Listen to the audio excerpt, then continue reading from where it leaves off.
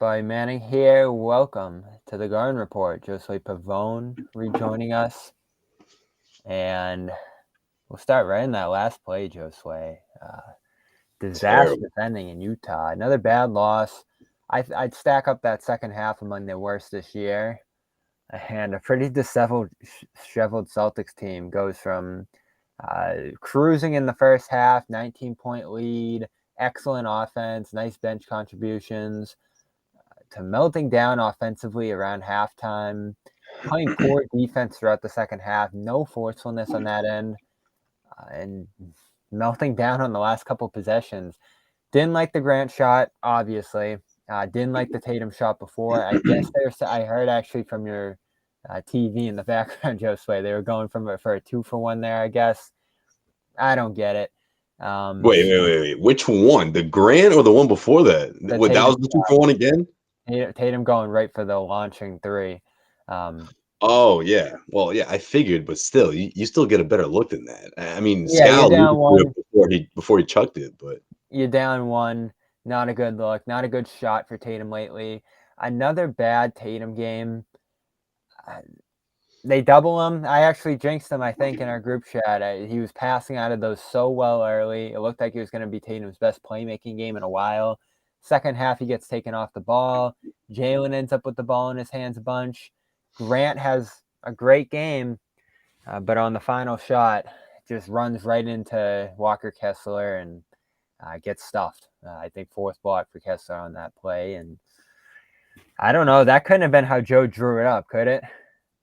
I don't think so. But then again, I mean, if you want to surprise everyone, I guess that's the way you do it. But you see the guy stacked down low. I mean, where's the opening? And especially because opposing teams are so used to Grant's up fakes. Like, it's getting ridiculous. Even when he's right in front of the basket, they know he's going to do it. And at the end of the game, it was no different. But, I mean, if that was the element of surprise there, I guess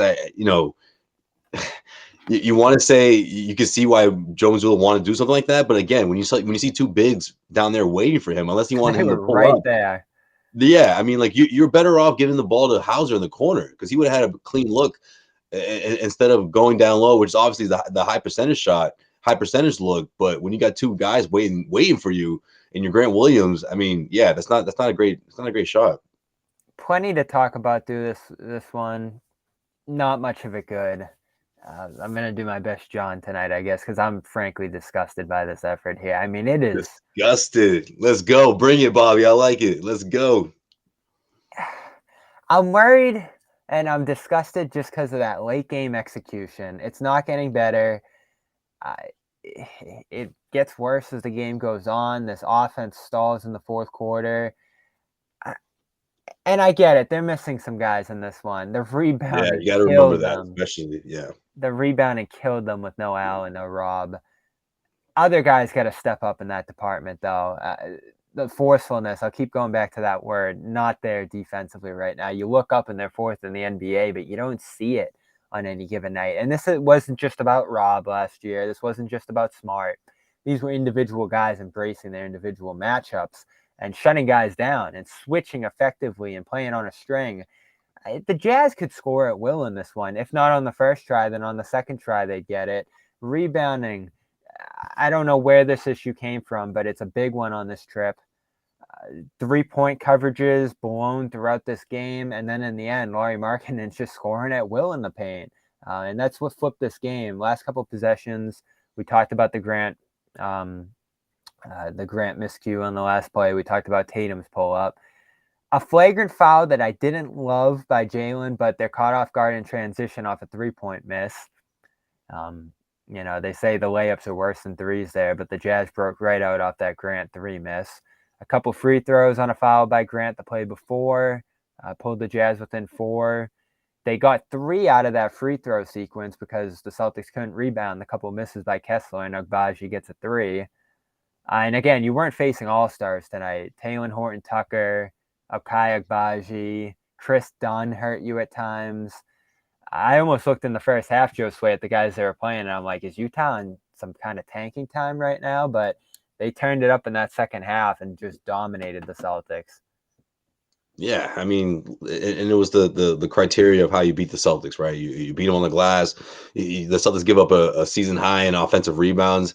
That was huge for this team. Second chance opportunities, and then, I mean, I'm not gonna say this is the biggest reason why they lost, but it certainly contributed to the fact it was Jalen picking up that flagrant, and Did you think it not. was a flagrant? I don't think it was, Bobby. I don't, but I didn't like either it. way, I don't think the Celtics responded in the way they were supposed to. I mean, obviously they didn't, right? You didn't get a better look in one of your last possessions of the game. The very last possession, obviously, you come up short, but like the margin of error is super thin with this team, and it doesn't matter which opposing teams waiting for them. On the other side, it seems like it's a 50-50 chance. Who if they're going to win a game in the last couple of minutes because there's the poor execution. And look, teams are hip to how to beat the Celtics in that regard, right? In terms of cleaning up the glass, effort. You look at the box score, you see no Rob, no Al, so you try to take advantage of that. So the Utah Jazz did that. But the Celtics needed to respond better, in that fourth quarter, especially in that last 5 minutes where I felt like, okay, it wasn't going to be the prettiest of wins, but you certainly got the feeling that they were going to pull out the W. And for Utah to come up big in the end the way they did, I just think it's inexcusable. That's really what it boils down to. One of their worst losses of the season. Yeah, and we'll get into all of it. Ashar Blakely's in Utah. He'll be joining us at some point. No John tonight, no Jimmy. Weekend Jimmy is in progress. So Josue and I are holding it down for now. So bring your comments. We'll throw them up. Bring your super chats, your questions. We'll hit them all. First, of course. It sounded like you said stupid chats for a second. Super chats. Like There'll be some super chats tonight for sure. Post your overreactions. We're here for it. Fuck it. Saturday night. Let's do it. FanDuel. We love FanDuel. They're still hanging out with us. We're still enjoying them through March Madness right now. A lot of people are as well, Bobby. Man, there's people winning big this week for sure. Right at our own company. They are killing it right now. Josue and I haven't gotten going full speed ahead, but we've taken advantage. We got that $200 bonus in our bank, and we're ready to let it fly as these March Madness games continue. They've been tough to pick, but you're able to get a number of upsets going. And I got Miami on a comeback yesterday. That was fun. But those games are fun to bet. So many every game, in and out. And of course, FanDuel sponsoring the Garden Report and CLNS Media as a whole. Love to have them. Go to fanduel.com/Boston for $200 in bonus bets when you place your first $5 bet. $10 first deposit required. We'll tell you a little bit more about them later on, but wanted to toss a shout out to them at the beginning of the show here. Let's get into Tatum's night. I want to go to Grant pretty quickly, but Tatum to me is the headliner from this one, as he has been throughout much of this stretch here. Another lackluster game on the whole. A great start. I loved his activity early, but he finishes 4-12 from the field. 3 of 8 from 3, which was solid. A good 3-point shooting night for the Celtics. A great one, frankly, at 43%. 22 of 51. They don't lose often when they hit I was that just many gonna threes. say this is usually a win, Yeah, this is probably their first or second loss all year, I think, shooting this good. Definitely their second since that hot start when they're shooting over the league average from 3. They're almost automatic when they hit this many threes, or at least especially when they're over 40%. Right? Yeah. So rare, showed all the little things they did wrong in this one. The rebounding margin, 62 to 49. You don't see 60 often on the glass, but the Jazz did it. Turnovers, 6, so not a killer night there. Jazz only had 7 when we're looking at the things Joe Mazzulla looks at. And 22 to 16, the Jazz win the free throw battle. Not enough free throws from the Celtics. Not enough from Tatum to make up for his night there. Just a couple turnovers, but minus 13, worst on the Celtics. He's usually a plus-minus machine. And like I said in the chat, Josue, I don't think double teams are normally effective against them. I think he passes out of them, gets moving, and finds good spots to follow up from. And tonight in this game, they put the ball in other guys' hands, and Tatum couldn't get it. So more often than not, he couldn't get shots off. 12 shots, not a ton for Tatum. Brown shoots 19 in this one. Grant shoots 4 more threes than Tatum, which probably hasn't happened all year. No, that definitely hasn't happened. And it was a heck of a night for Grant. It's unfortunate it ended the way it did because, you don't put this on his shoulders, right? You don't say, oh, well, he couldn't make that layup, so that's the reason why they lost. I mean, he's the biggest reason why they had a chance to win it, right? I mean, hitting some big shots, especially the last three-pointer he made, when this team really needed it. And yeah, and as for Tatum, Bobby, I mean, look, this has sort of been the story. This is sort of the version of Tatum we've seen throughout this West Coast road trip where he's doing a way he's approaching the offense in a way of trying to get other guys involved, but he's not finding that offensive rhythm at the same time, right? I mean, I get it. There's no Marcus in this one. He's trying to be that playmaker, that version of himself that we've seen this season, and he's trying to do it on a bigger level. But I feel like a lot of it has to do with getting guys involved, but then also trying to keep that balance and being effective on offense, and shot selection, and the double team, he can struggle in certain parts of the game in that regard. But when you're forced to take shots off of 1 foot and you're not getting those clean looks, I mean, you have to continue to fight and get a better looks. I just feel like sometimes Tatum settles for that, and even though he's good enough to make those shots, sometimes it doesn't help the Celtics when they aren't falling. And I thought the transition defense, especially in this game, was terrible for the Celtics. I mean, look, they couldn't get back. Utah Jazz had a lot of open looks, especially in that third quarter when they went on that big run. It really gave them the confidence that they needed to say, okay, we can hang around with these guys, and then at the end, let's just make the right plays, and maybe we'll win this one. That's exactly what happened. It ended up being a 1-point win for Utah. Yeah, I'm seeing Missoula's comments now after the game. Yeah, I'm interested. I'm wondering what he said, especially that last play. Obviously, I'm sure that's probably one of his first questions. But so he said it was a DHO for Tatum, so they're going to go from a handoff to Grant to Tatum. Based on the way the Jazz defended it, Grant tried to make a play. So as we assumed, Josue, the call was not for Grant to attack the basket there. Figured. 1-point game. I mean, maybe the game is tied, but I don't know. Still. A brutal end to a turnaround night for Grant, and he had a decent finish to that Minnesota game. Not a good night with the offensive rebound that clinched it, but after a game that could have turned the season around again here, he makes a bad decision on that last play. Shoots 7 for 12 from 3 in this one. So I guess we'll get to Grant now. This is everything you're looking for from Grant right up until that last play, trying to do too much. So he tried to be the hero. Yeah. I actually didn't like a couple plays down the stretch, too, from him. There was one where he hesitated in the corner. Whoever was guarding him probably got a good closeout on him and stopped him from shooting in that spot, so I don't think he could have gotten a 3 off there. And he backs him down into the lane, which maybe at another time in his career I would have liked, but he hasn't shown capable of being able to score in those situations. So he fires out of that spot to Cornette in the corner, who of course I love, but I don't love him shooting threes, and he launches up a 3. Kind of a waste of a possession. I'm trying to see what it led to right after that, because that's where I kind of saw the Celtics starting to spiral in this one. Grant had just hit a pair of threes in a row, tries to do a little bit too much on that play, and the Jazz end up scoring the other way. And, this is the story of Grant right now. When he's attacking the lane, when he's caught in between, good things haven't happened. But when he's firing up threes, he's still a 40% three-point shooter this year. And Joe has stressed it. I'm sure all the assistants have stressed it. I'm stressing it from home. Just fire away. 12 threes, 20 threes, whatever it's got to be. Just shoot those threes, because that's his game. And instead, down the stretch, trying to do too much. I think he's like 33% in between. Not great around the basket this year. It's inexplicable sometimes why he doesn't either just pass out of those plays and keep it moving, or just fire up quickly from those spots. And we did see, even in a great game for Grant, him hesitate a couple times. Yeah, and it's gotten to the point where, like, if he hesitates, it's an automatic miss. I mean, that's been the feel throughout the entire season, and that was something I thought that he was going to be better at this point of the season. Something that he talked about going into training camp. Obviously, we've been talking about it.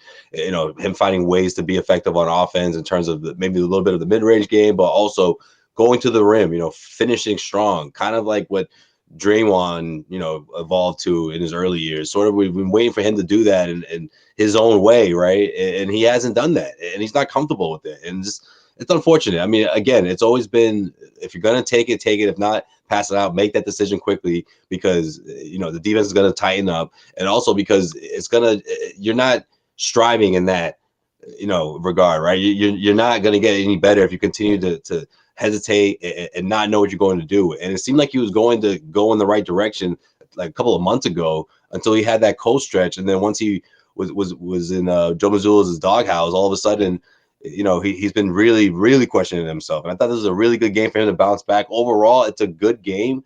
It's way more than we expected from Grant going into this game. However, yeah, those little things, I mean, it's tough. Hopefully he can learn from this.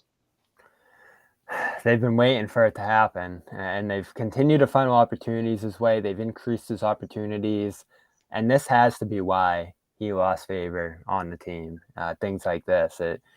There's no other good explanation to me, because, again, tonight, you see up and down the lineup, Blake, okay, -6, not a great night for him. Definitely not as good as yesterday's game, and a back-to-back certainly doesn't bode well for him to start a game. Sam Hauser, 2 of 7, didn't get a shot off great in this game, but plays a +9. Cornette, +3, 4, 5, but bad second half from him. That turnover play underneath the basket wasn't pretty. Bodied on the boards in the second half.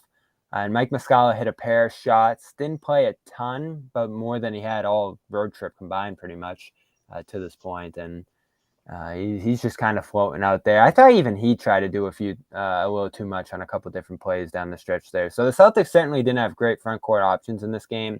Grant played excellent up until about the fourth quarter. He even got some good stops, I thought. So this would have been a good game to get him right and get him going in the positive direction, Josue. And 1, 2, maybe 3 plays undermine that night. Now, if he's able to look at it from a balanced standpoint and say, I figured some stuff out tonight.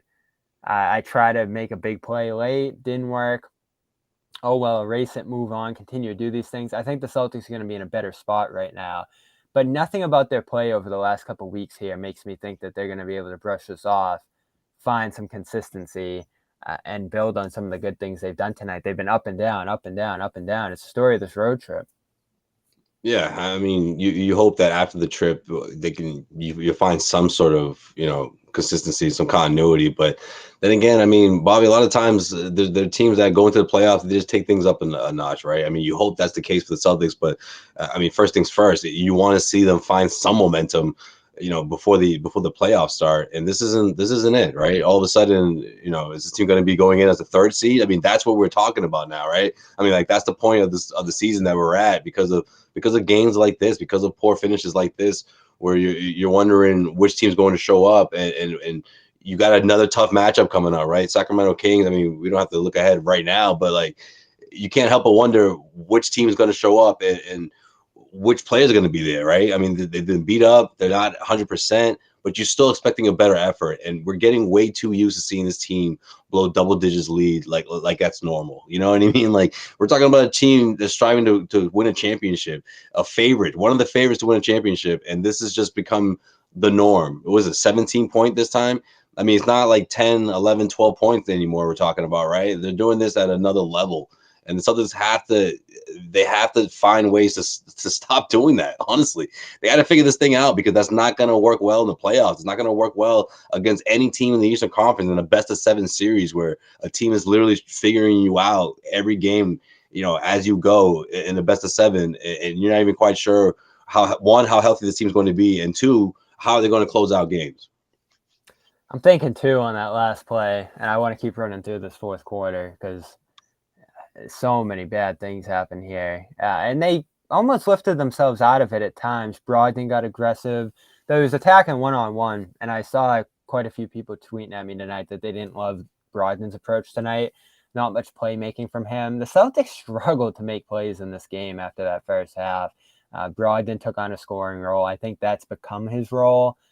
You had that sequence where Brown was trying to handle the ball. He gets an 8-second call. I think that was in the fourth quarter. And threw the ball away to end the third quarter, I believe. Yeah, those 2 plays from the end of the third. Utah hangs in there through the Celtics shooting. through the big first half deficit, and they just kept attacking, which was key. Everybody on the Jazz played aggressively. They continue to get second chance points. They continue to chase those loose balls, and they just stayed close enough to be able to strike when the Celtics got sloppy offensively, and that happened often. Even the good plays, like that Tatum, Brogdon, Grant passing sequence across the perimeter, not much interior presence on that play, not much dribble penetration, not much paint touches throughout this stretch here. So you're not seeing them do the things offensively that make them successful. They're just putting shots up there, which they want to do in volume, which typically works, but not tonight, on a night where you're losing possessions, where you're losing the free throw battle, where you're losing that rebounding battle. Teams are able to kind of close that advantage you have in the three-point shooting game by doing those little things. And that's like what worries me most right now, Josue, is for some reason the Celtics just aren't there right now. When it comes to defending hard, when it comes to making multiple efforts offensively, when it comes to even just crashing off defensive boards, I didn't think we'd be talking about that as an issue. Josue, they were the best defensive rebounding team in the league up until this recent stretch. So this issue came out of nowhere, and I don't want to hear about Rob. They didn't have Rob at the start of the year, and they were rebounding great. Right. There's just something slipping right now for this group, and we've seen these teams, Josue, whether it was the first half of last year, whether it was that entire 2021 year, even the end of the bubble where things got really weird. Something's not right now with this group, and we're seeing a lot of it play out in terms of tangible things on the court. But there's got to be a lack of leadership, urgency, or just, I guess, kind of structure that's making them play so loose. They almost looked like they were freestyling in that fourth quarter to some degree. And Joe's talked about kind of stepping in and taking the reins a little bit more as these leads start to slip. And I didn't see it tonight. How many good set plays did you see them run to get a good quality shot? Yeah, I mean, I think that's a part of this where we have to wonder, how is Missoula going to get this team to bounce back? I mean, maybe not just mentally, but just, in terms of those plays and that fourth quarter. I mean, look, at the end of it, we all figured that wasn't the play. I'm glad it wasn't. End of the Grant third just was good. Yeah, I'll give them Grant that. made a poor decision, so I mean that's a good thing. But you wonder how he's going to galvanize his team and get them to play the right way. When okay, maybe not having all his guys doesn't help things. I mean, obviously it doesn't help things, right? But still, I mean, against a team like this, you look at the box score and you wonder if it's an effort thing. Are these guys just bored? Are they just waiting for the playoffs at this point? I mean, are you getting the best effort? You're getting the best effort from most teams, just because you're the Celtics and you're a top-notch team in the NBA. But how much does it play out? I mean, how much of it is the Celtics just not meeting that level of effort, right? In terms of meeting that sense of urgency that a team like the Celtics is supposed to always have, regardless of who they're playing and regardless of what time of the year it is. And sure, guys like Jaylen Brown, Jason Tatum, I mean, the best scoring duo in the NBA. You wonder when one of these guys can just take over a game, but that's not always going to be the case. You have to have other guys step up as well, and I think we're seeing that in a big way, on this road trip, this West Coast road trip. All right, let's give the people what they want. We're going to talk about Joe Mazzulla next after this, and I'm getting worried about him. I am, and I've defended him. I think it's reactionary at times to go after the coach when the players seem to be the ones letting their guard down, playing loose, not structuring themselves when that seems to be the goal of the team. But it's hard not to look at the coaching right now, especially in a game like this. I thought Missoula had a heavy hand in this loss, and we're going to get to that after we talk about FanDuel. Epic tease.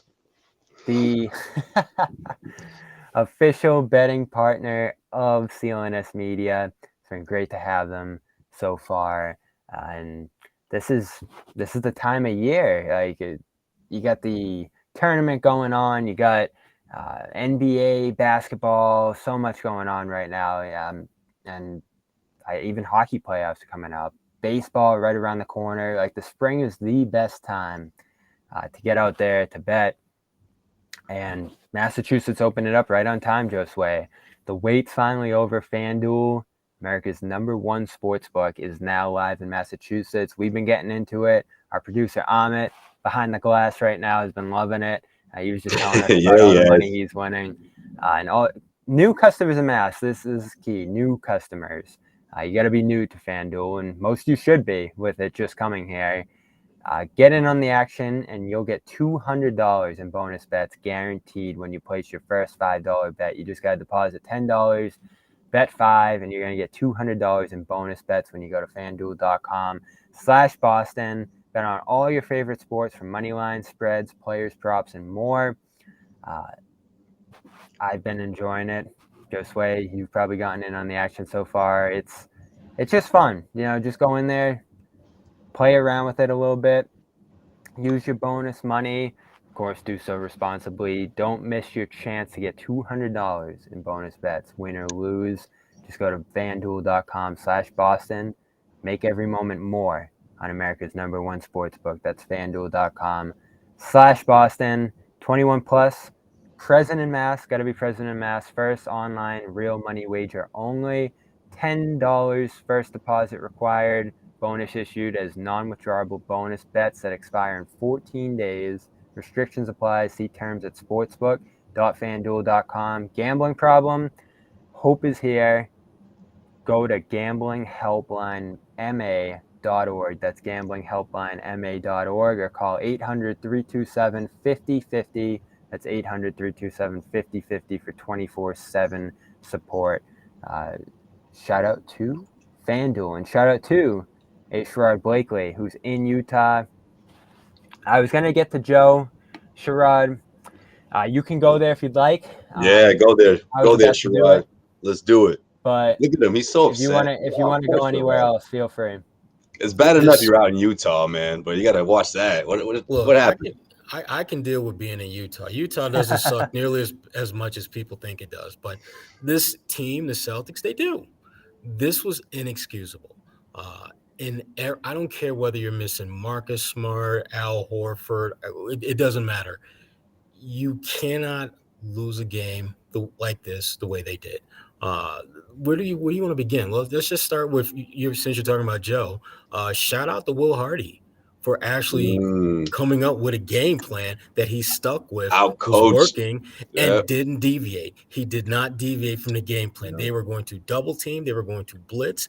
They were going to do anything and everything to disrupt Tatum's rhythm and getting the ball back. And what bothered me the most about it was Tatum's initial reaction was perfect. Yeah. They come at you, get rid of the ball. But here's the thing. You got to go back and get the damn ball back. Because when you do that, you're putting stress on that defense and put them on the adjustment scale and not you. Because and that didn't happen. It's like he'd get rid of the ball and they just, he might get it back the next possession. Or he might get it back late in the shot clock. No, your best player needs the ball back to see what is that defense going to do. Are they going to try to come with a hard blitz again, or are they going to go back and play normal defense? And if they do normal, then you attack. If they blitz again, then you do the same thing you did, and then you attack that defense, because at that point, they will have locked in, have 2 or 3 guys on Tatum, and that leaves one of your other guys with a chance to score and attack off the dribble in a more ISO type situation. There are so many little basic fundamental read and react moments in this game that they just didn't do. Tatum was horrible tonight. This was one of the worst games I've seen him play. He just didn't look engaged at all. And he's had some games where you're kind of questioning where he was at. But, I mean, this was as close to him going through the motions as I've seen him since he's been a Celtic. And it's disappointing because even with that, they still had a chance to win this game. I mean, to me, they wasted a perfectly good Grant Williams game. They wasted a perfectly good, Malcolm Brogdon, I thought, did some really good things in this game. Blake Griffin, I thought, did some Muscala. But you start going down the line, pretty much everyone did a little bit more than they normally do. And typically when that happens, you win.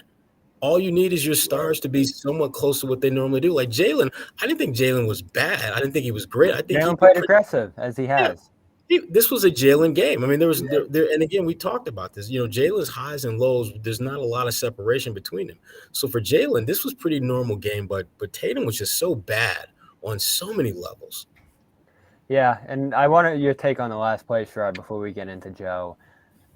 So apparently, Joe, I'm reading the tweet, said that it was supposed to be a dribble handoff for Tatum, which in itself, after a couple games ago there where they went away from Brown on the last play, probably questionable. You might have wanted to go to Brown in this spot if you were going to do any diversion, but it felt like Grant just took the play into his own hands and attacked and got blocked. Yeah, and again, this was one of those games where you're just going to live or die with Grant's decisions. Because remember, he took that big three and made it. That put them up, I think, like 4 or 5. Yeah, That he hit seems that back-to-back it was to a make it deep, 6. yeah. And so he was having one of those kind of nights where his decision making, it's a little sketchy, but he's making plays and he's being aggressive, and you need that. You absolutely need him to be in that mindset.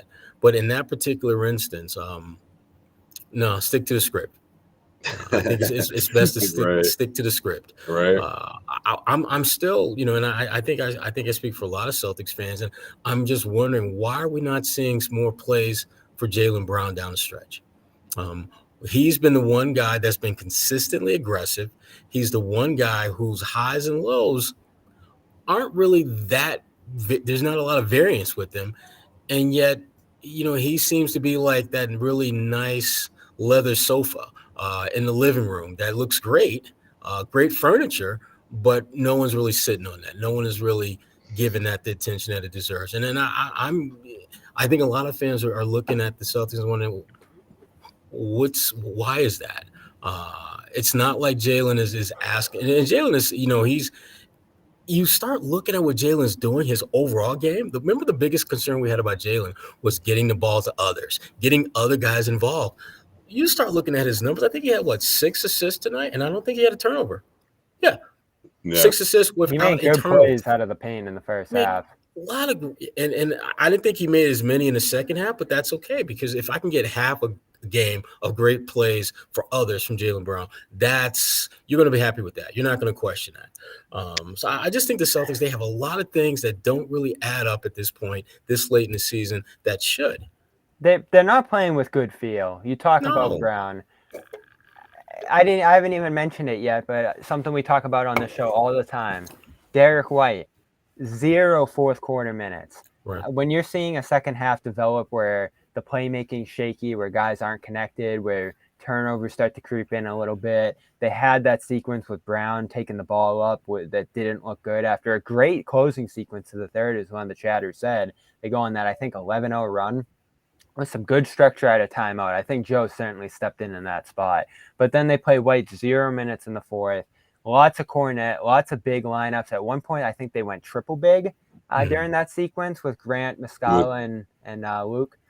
I know you're getting killed on the boards, but that takes White off the floor, limits your playmaking a little bit. Tonight was not a good playmaking night for Brogdon, as good as he was as a scorer. Tatum, we just talked about his issues there. So you effectively played heavy chunks of minutes in the fourth quarter without a good playmaker on the floor. Which you can't do. You got to, if you're going to be an offensive team, you got to put offensive lineups out there. You got to be more willing to play small, I think, and you got to flex your advantages on that end. And Joe just got caught in between lineup-wise in this game, ends up all over the place again. And offensively, the structure just wasn't there in the fourth, to where you're wondering when he's going to step in again. Timeouts in that fourth, I hate to go there again, but were there any in the Celtics? I think there was one when they had one after the Markkanen 3. After the big 3, that was it. So they try to cut off a run there before it even started, but that was the last one until crunch time, when they set up the pair of plays that weren't great either. This was a game that, when they go back and look at the film, everyone needs to just be like, double pat on the chest. My bad. Yeah. Because coaches were bad, the players were bad, the execution was bad, everything about the Celtics was bad in this game. Again, you have your glimmers of hope where Grant had a good overall game, but he made some mistakes down the stretch, as we've talked about. And, Brogdon, showed some life offensively, but he, again, as you pointed out, Bob, his playmaking wasn't quite sharp and crisp as they needed. And Muscala, I thought, gave him a little something, but he also hurt them in many instances. This was just a bad game. It's it's making, I think, a lot of people uncomfortable going into the playoffs when you're having the kind of issues that you would think 60, 65, 70 games into the season wouldn't be issues. I've got a story that's running on my Substack. It'll be tomorrow morning about really the only thing that they can feel good and comfortable with right now is Al freaking Horford. He's literally Yeah. the one element in all of this big jigsaw puzzle that is the Boston Celtics that you look at and say, yeah, I kind of know what I'm getting with that, and I like it. Other than Jaylen Brown, is that maybe those are the only two people? I wish we could say the same about Derek White, but before, up until what, last week or so? Yeah. But yeah, I agree with that. I mean, I'm struggling, and Derek is a tweener in that regard. I mean, I think you can make a case for or against he could be in that group, but there's no one else that's close. And that's disturbing when you're going into the playoffs, expected to contend for a title, and you start looking at Philadelphia playing their best basketball right now. You look at Milwaukee, even when Milwaukee doesn't win, they compete. And when they lose, there's usually a clear explanation, like, not having Giannis, that kind of hurts your chances. And yet there they are fighting to the absolute end to win. And the Celtics, I don't, it's hard to figure out where things just kind of fell apart, because it feels as though this team is falling apart at the worst time of the season. And again, the other thing I keep coming back to, ever since we got past the All-Star break, is they're just 2 games above 500. They're a slightly better than average team. And last I checked, slightly better than average teams don't win championships. They don't. No, this is what we were talking about before you got in here, Sherrod. We've watched this team at their worst over the last couple of years, and you can feel it, you can sense it, you can, in retrospect, go back and say something wasn't right there. And you see the results. 2020, the collapse in the East Finals. 2021, just a woefully mediocre season. And even the first half of last year had some shades, some ugliness that reared its head in the NBA Finals. And you're seeing it again now. This group, to me, like the word I'd use tonight is just freestyling. They're a little too loose. They're not connected. They don't have anyone out there to bring structure to the offense. And Smart's out. That's a big deal. Horford, as you said, out. Those are huge losses when you're already missing Rob. So you're out 3 starters. You understand a game like this going haywire a little bit, but not after you do so many good things in the first half and you shoot 43% from 3 in this game. Those are the things that are so shocking to me when you consider how this game went in that second half, even a great closing stretch in the third. Joe keeps harping on these little things. They're not responding. I think Joe probably behind the scenes is probably harping on how Grant needs to play. You finally get it from him in this game, and then it slips up in the closing seconds. Defense, I don't get it. The forcefulness just isn't there, and it really hasn't been all year, despite them looking good statistically on that side of the ball. So I'm like, I've held out on it because I hate going to the coach. But for some reason, it just doesn't seem like Missoula is getting the responsiveness at a critical moment in this season from this group. There were moments in this game that in that particular moment, it didn't seem like that big a deal. But as you're watching it, you're thinking, that's going to back and bite him in the ass. That's going to come back and bite him in the ass. It was little things like when they turn the ball over and Derek White is getting back. Violation? Yeah, the 8th, that was a horrible. I was thinking that, damn, is he going to really get away with this? Because he was like at 9 when he was just getting to the half, getting to midcourt. And it's little things like when they turn the ball over in transition and Derek White is back, he's not trying to block that shot, even though he's like maybe the best shot blocking guard in the NBA. He's letting these guys go for layups. I want you to block that shot or put that guy on his ass and put him at the free throw line. Do something to show some type of force. And there were too many moments like that where they make a mistake, and rather than double down on effort to try to combat it, they just say, oh, well, we'll just get ready for the next possession. We'll get it back, right? Yeah, and that's not how that's not how you become a champion. Champions don't just let little things slide. Champions squash the little things. Right. Champions understand that the little things over the course of a 48-minute game are going to add up and ultimately cost you. I mean, think about it. In a 1-point game, there's at least 10, 11, 12, 13 possessions that if your effort would have been a little bit better, you might not have given up those points. And then the whole Grant, play would have been a moot point because he wouldn't have been in position to have to make that critical of a call on the fly. And so Grant, I'm not mad at Grant for what he did because he shouldn't have been they should not have had him in a position where he had to make that decision. They should have had control of the game before that. But does it say something about the relationship? I mean, I don't know, not to get too deep, but you know what I mean? Like, it's like, you know what, coach, I'll show you. You've been benching me a couple times here and there. You pick your spots. Not only am I going off tonight, but I'm gonna win this shit. I'm gonna be the hero tonight. You know what? Listen. Grant was feeling himself. 1, because of how he was playing. 2, because of how his alma mater, Tennessee, was playing. You better believe Grant was flapping those gums before the game about Tennessee doing the business. One of those weekends, man. And shout outs to Tennessee. I mean, they did what they needed to do. I much respect to that. But to me, Grant. I loved his game up until the very end because I didn't like the fact that he was put in that position where he needed to make that judgment call. I just think that Grant at this point, I don't want to see him in that situation much, if at all. I want to see him do what he did over the first 3 quarters of the game and then go from there. Here's Grant on the final play.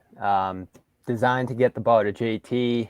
Normally a big comes up and guards the play. Took that guy off the ball. So I was open against Laurie. As soon as I caught it, I was in the lane. I took a dribble, tried to look up and see if anyone was available. JB fell to my left. Had Sam to my right. Yeah, I was going to say, that's your better look. You should have threw that to Sam. Yeah. And then there was probably 3 seconds left on the clock. JT was in the backcourt. I think someone in the chat mentioned that Tatum really wasn't in position to get the ball. I'd have to go back and look at that. Malcolm was out of bounds. So it was like, I've got to get a shot up at least. So I tried to make contact with Walker, shot fake, then trying to get the ball at least off the glass so we can get an offensive. Like 98% of Grant's plays. Yeah, that's it. The shot fake. But the idea that it was designed for a dribble handoff to Tatum, yeah, that's what they normally do. Guess what? Yeah. If you're scouting, that's exactly what you're looking for. Hardy was hip to it. Hardy knew. He knew. That's why I keep telling myself that Joe is going to tweak things a little bit come playoff time because even he has to recognize the predictability of his ATOs and late game calls. Right, they've gone to that same Philly one a couple of times over the last couple weeks. Yes, and he is admitted he's taken passages and pages from Brad Stevens' playbook. I would love for him to take the variety package. Brad did not have any one player that he was absolutely married to taking the last shot. No. And that's why a lot of times those plays work because he had confidence in the entire 5 men on the floor where you've got guys like Jeff Green, who was maybe your 4th option some nights, taking the game winner from the corner, fading away. Uncle Jeff in the corner. Exactly. Crazy play. I'll never forget that. So I keep telling myself that he's going to figure this out and it's going to change in the playoffs, but it's hard to hold on to that belief when you keep seeing these type of things happen. Yeah, I think a lot falls on Joe out of this one, the late game execution, the white minutes, freeing Tatum, not much to get him going. And I'm just afraid they'll stop listening to him, Sherrod. That's what I'm afraid of. Like, he'll lose that voice in the locker room. I mean, I'm not saying it's going to happen right away, but these things sort of happen little by little, right? Well, you're seeing a small thing with the threes. Jalen kind of coming out and talking against the threes to some degree after that Knicks loss in MSG where they shot like 21%. And then I think just their responsiveness to the things he wants them to do. They locked into it for that one game against, I think, Atlanta.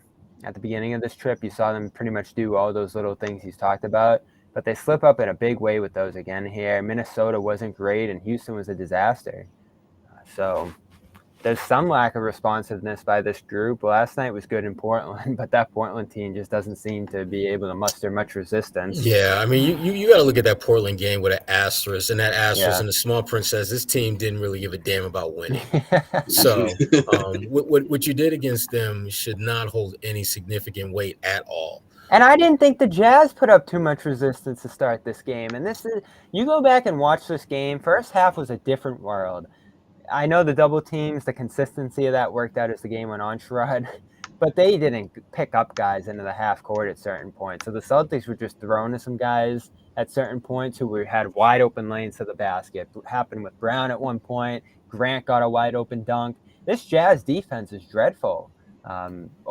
Start to finish this season, really. They're bottom 5-10 defense. Yeah. So this is the kind of team, I know you shoot 43% from three. This one kind of falls on the defense, I think. I'm going to keep looking back to that. You didn't guard with enough forcefulness, and I thought Scal was right on it.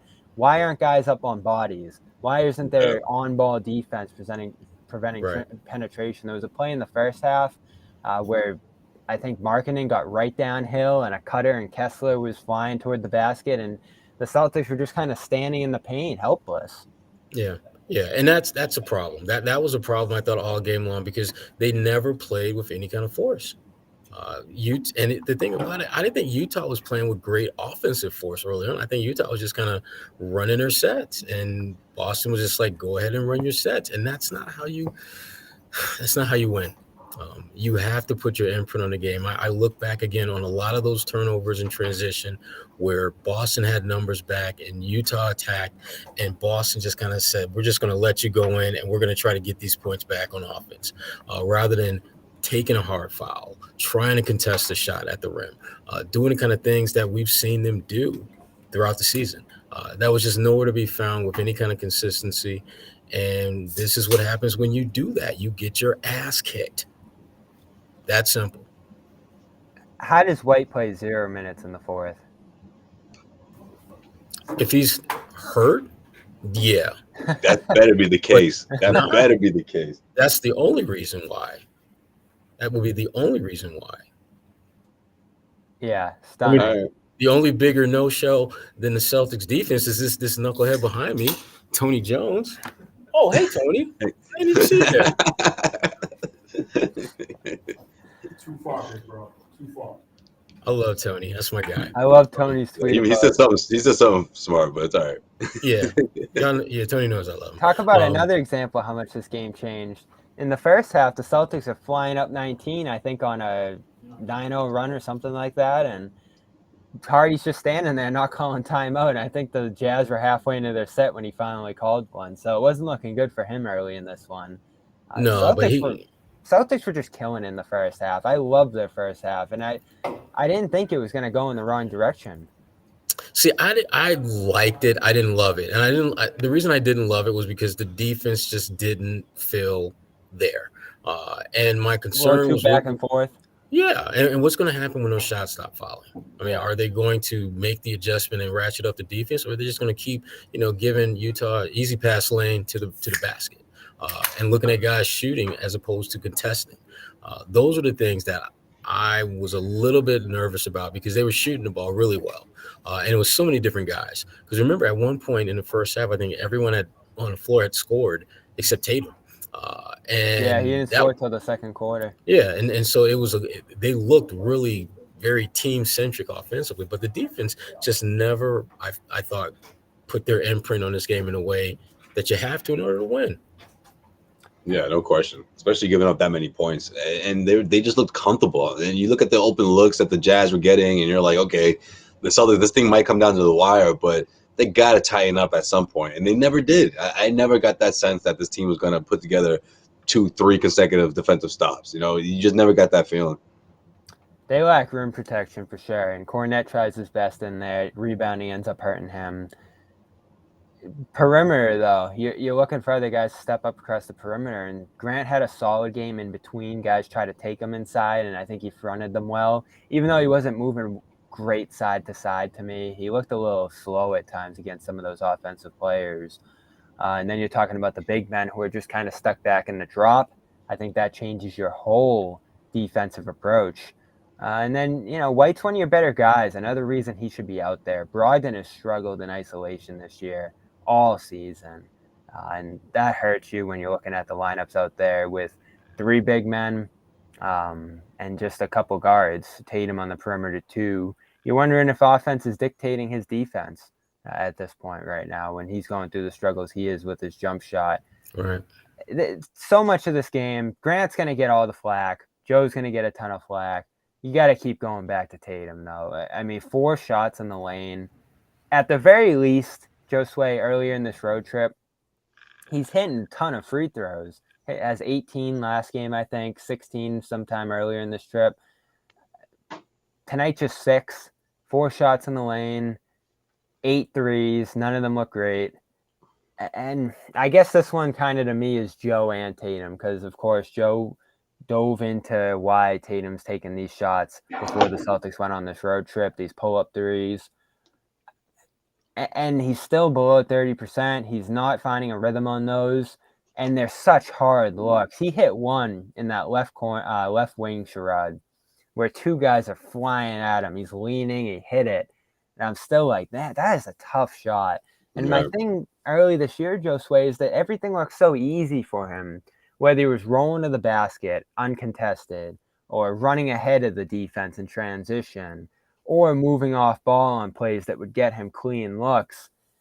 I don't know why they've switched to this hard emphasis on making him do the tough stuff so other guys can get open. I understand it in principle, but you want Tatum rolling going into the playoffs, and it almost seems like they're sacrificing his production to get other guys easier looks. And in turn, that's leading him to not do those little things as much. They needed his rebounding in this game, and he wasn't there. They need his playmaking. It was there early, and it disappeared late. You're just not getting enough out of Tatum right now. No, and that's and again, when he's your best player and you realize that, you got to fix it. You got to fix it. They don't have an answer to free him right now. No. Or they don't want to. Well, again, we go back to the fact that they're not totally whole because you don't have Rob, you don't have Al, you don't have Marcus, you don't have this, that, and the other. But what I'm more concerned about is the system and the style of play. Like, if they were out there just basically trying to, go with exercise and getting their asses kicked, or they went small, which to me is their strength, their wings and their defensive versatility, that's their strength. And I thought they went away from that. If you're trying to lean on that and you're getting your ass kicked, you're getting beat with what you do well. And you can walk away and just, you know what? If we had Rob and Al, probably a different story, but this is who we are. And we're not going to deviate from that. But it just seemed like they were trying lots of different stuff and not really figuring out what it is they wanted to do. We wanted the idea of Derek White not playing in the fourth. On a night where Smart's not playing and that's what gets me. Yes, and your offense looks shaky. It's like, why not get another playmaker out there? And I talked with Derek a couple games ago about just that whole wing minutes distribution between him, Malcolm, and Marcus. And he says what you would expect him to say, that look, I'm going to be ready when coach calls my number. I know he doesn't speak up. He's got to speak up. He's not. Well, that's not who he is. That's not who he is, though, because that's the thing. Right. And so he's not going to do that, and I respect that. But that's where you, as a coach, have to intervene and figure out how to get one of your most productive players to be on the floor down the stretch on a night when that position is weaker than it normally is. Because not only do you not have Marcus, you can't even turn to damn Peyton Pritchard because he's hurt. So it's literally, if there was ever the perfect storm for you to get him minutes in the fourth, tonight was a game, and you didn't. When it comes to that lack of vocalness across the board, Josue, though, I worry about guys internalizing frustrations. I worry about guys growing disconnected. Well, I know the one guy who won't, Jaylen Brown. Yeah, and you hear what he said a couple games ago, and I want to read this because John mentioned it in our chat. I don't think we brought it up on the show. He had some interesting comments after, I think, the Minnesota game, where he's talking about leadership and his approach in those moments, because it almost feels like he sensed that they're lacking it in those situations. And I'm going to pull up the quote now. He said, it's up to leadership to make sure we don't drop the ball and make sure everyone feels empowered. As the season has continued on, we found different ways. I've been challenged as a leader, and this was one of those moments where we need a little bit of urgency. So this is one of the moments where you've got to step up, talk more, step up and be a leader in times of adversity. We've dropped a couple games, and those are the moments where you've got to step up and find ways to win and challenge our teammates. I challenge myself anytime adversity hits. Those are the moments I look to where everybody's feeling low. Those are the moments where I'm like, let's get it going. Everything's cool when everything's fine, when everyone's hitting shots. But when the boat's going down, who's going to step up? Who's going to be ready to go? I pride myself on being one of those guys. That And speaks he a has lot to been. me And about he what's has going on been. here. He has been that of late. I mean, like I said, he's consistently positioned himself to be one of their better players over and over again. His low games are better than most guys' best games. And that's what leaders do. They find ways to contribute in a multitude of ways that don't necessarily always show up in a box score, but they impact is what ultimately is their calling card. And he's doing that, and Tatum's not. That's simple. That's true. I wish they could empower Brown more, Josue. He does it in his own way, but I feel like they're never looking to empower him and go out of their way. I wish he'd just take it. I wish he'd just He grab him by the tries. throat. Especially this No. game. I thought he was going to. Yeah. He tries to walk that incredibly thin line between taking more, being more assertive, but being a good teammate. Listen, a player many years ago, just it was maybe the truest thing he ever said. Sometimes you just need to be an asshole.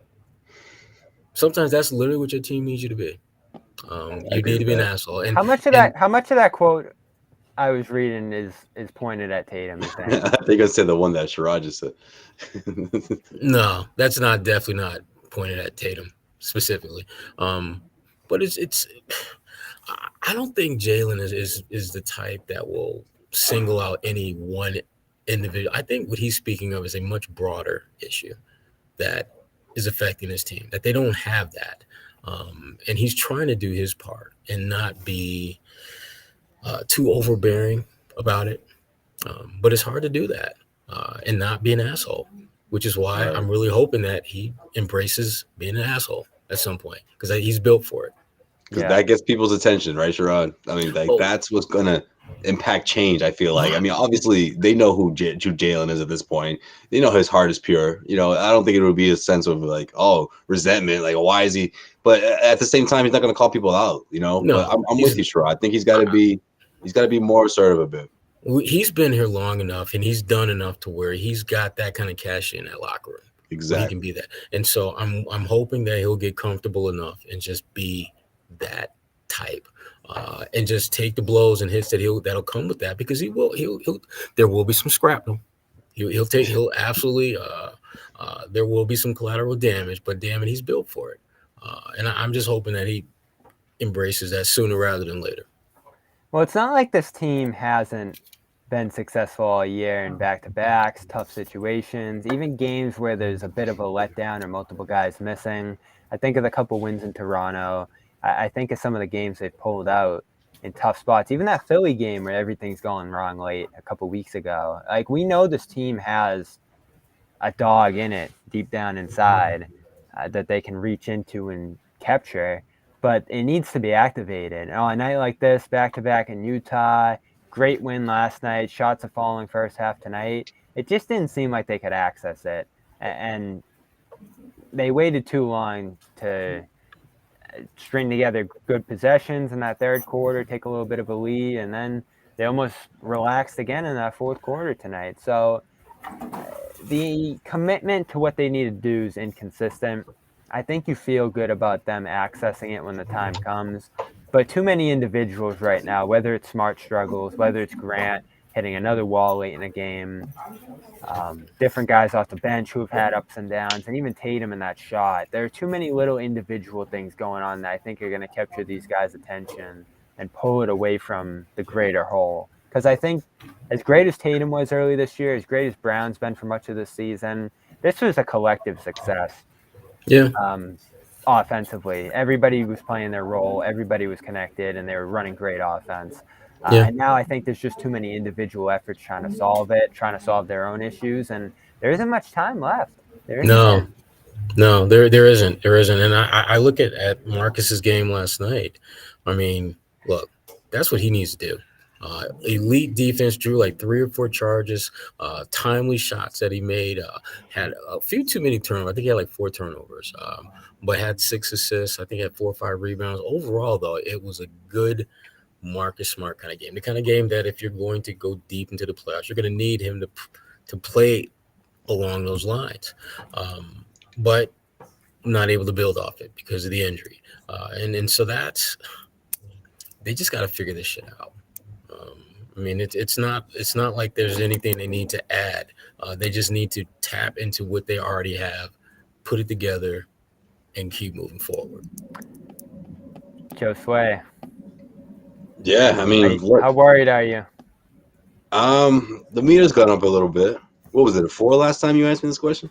Was that where you were? No, I was at a 6. It was 1/5. Yeah. There it is. Damn. Are you up in Jimmy territory now? Maybe a 7. That is definitely Jimmy territory. Yeah, that's Jimmy. Yeah, John's like 7'5", 8. I'm there now because now I'm wondering if this team's gonna reach a point where they're just gonna just not listen to Joe Mazzulla. You know, I think that's where my panic meter is currently at. I don't think they'll get to that point. You don't think they will? No, I don't think they'll get to that point. Yeah, I mean, at this point in the season, I mean, it would be terrible timing, but hopefully that's not the case. I don't think it'll get to that point. Yeah. No. But yeah, I mean, look, the concern is still there because this isn't the kind of momentum. Obviously, you want to see for a team that's striving to win a championship. But I mean, look, there's still 10 games left. But also, you're expecting them to get out of these bad habits at this point. I mean, just giving up leads, double-digit leads over and over again is one thing. But when it comes down to effort and poor execution in the fourth quarter, like that's the stuff that's like, well, wait a minute. How do you win the best-of-7 series if that's your approach, right? I mean, like the first round, okay, sure, but then after that, look, these teams are catching up. I mean, obviously, look at the standings. All of a sudden, the team that was at number 1 for so long is fighting to stay afloat, and whether it's second or third seed. I mean, that's what we're talking about now. Forget number 1 at this point. And I just think that if you're the Celtics, I mean, you don't want to become obsessed with staring at the standings and seeing where you stand, but as a team, in terms of momentum and how you feel about your confidence level and all that, yeah, all that is gonna play a part if you don't have that kind of momentum you're supposed to have going into the playoffs. I mean, like it's that simple, and especially in the Eastern Conference where things in 1 through 3 are just shaking up right now, and you're that third team that's just not where the other 2 are, right? I mean, the other 2 teams are really finding their stride right now. Yeah, I just felt that for the longest time it was Milwaukee and Boston kind of tied at the hip, and then everyone else was just trying to figure out, who's going to get the participation trophy. But the Knicks are legit. Philadelphia's legit. Those are teams that if you're the Celtics could knock your ass out of the playoffs. I don't know if those teams can touch Milwaukee though, and this is where I'm worried. Can't. They can't. This is where I'm getting worried with the standings. Like Milwaukee might run into a breeze round 1 against an Atlanta or something. Yeah. New York round 2 or Cleveland. But if you're a 3 seed, Bobby, you're playing the 6. You might play Miami round 1, Philly round 2. I don't think you lose those series, as I've said. But you might go longer than you want to. You might run. They're going to stretch you out. They're going to stretch you out. Yeah, that was the story of 2020. Going into these finals against the Heat, 7 games against the Raptors. First round wasn't too tough that year, but still, you played a lot of games to get there, and that's where this team is headed. Again, talk about the lack of urgency. Yeah, that's exactly where they're headed right now. They don't seem to realize how important the standing race is right now. And yes, I get it. The habits and those little things are more important than where you end up, but they're not getting those things right either. Something's just off here, and it's really concerning. It's really worrisome because we're watching this team night in and night out. We know what we're watching right now isn't reflective of who this team was early in the year, and I don't know where it went wrong.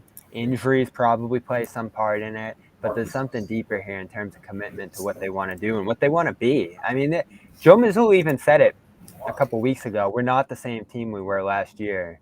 We're a different team, and I don't know if you look at that for better or for worse. I think on paper they're better because they had, I thought, clear holes in their roster that they addressed, and obviously, Danilo's injury threw that threw a monkey wrench into that plan significantly. But they still, getting Malcolm was huge.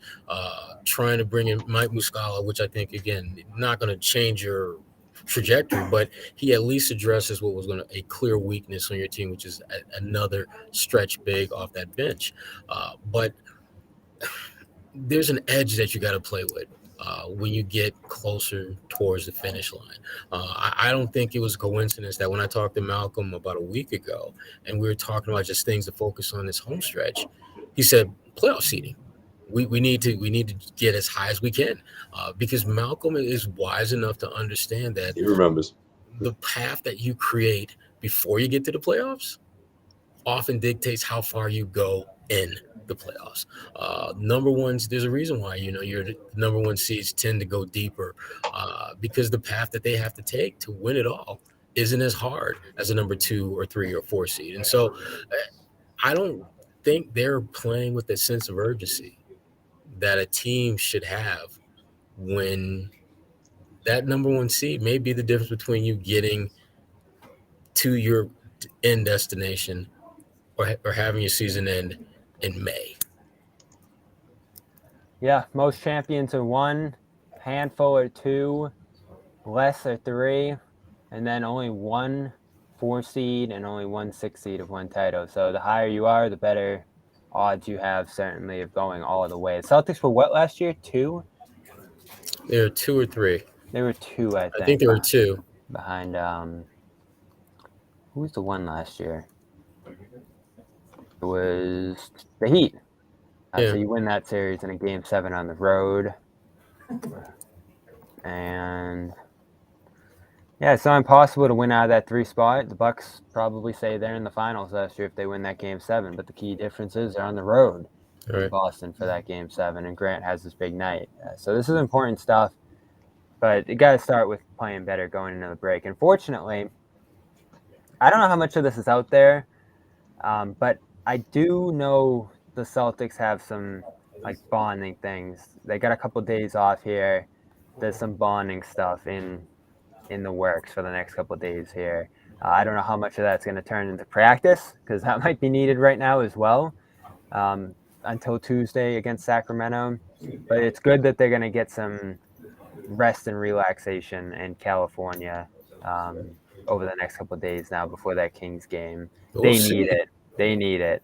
In terms of Rob, it's going to be a big one. It's a tough matchup.